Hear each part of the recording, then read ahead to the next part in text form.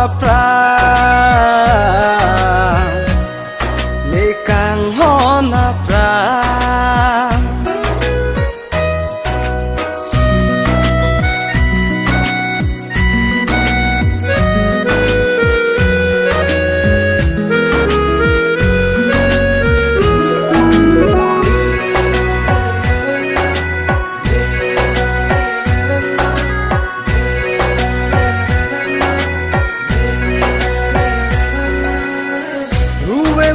Iwan lote nang sikavulua son Klolina kang tingwan lote nang meksoki janga son I was crazy for you. La anak kang hondo manong la nang singalo along kang honat hirnang tikoma ikay waling siyapan Ipola nang pan seng kang hondo ang kang ho na pra le kang ho na pra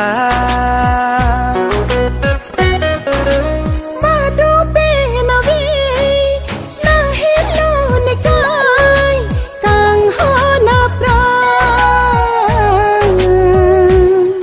ni kang ho na pra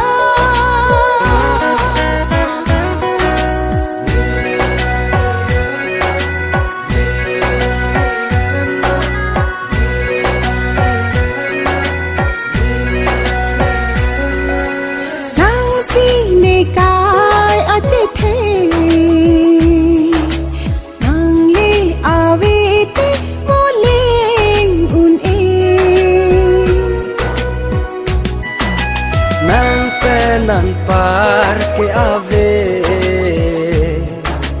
nang sile kaya chethe Badu penawi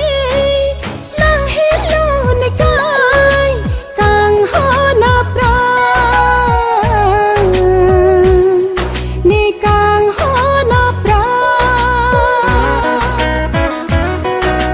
Badu penave nang hilo ni kay kang ho na pra le kang ho na pra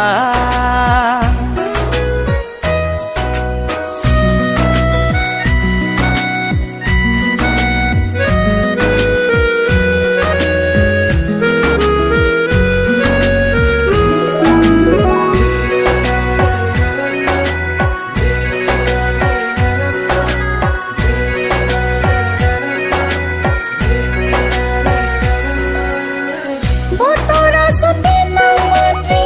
lani kaya donalo manguna sa nang pimanri lani kaya donapa I was crazy for you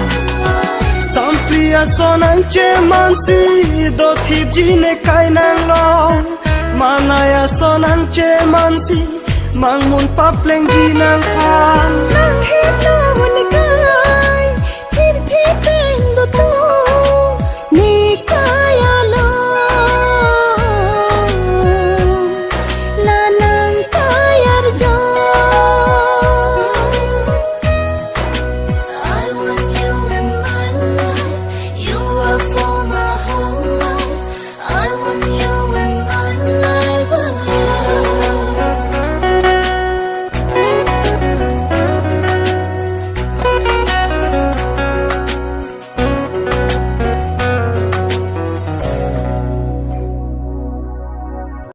Badu penave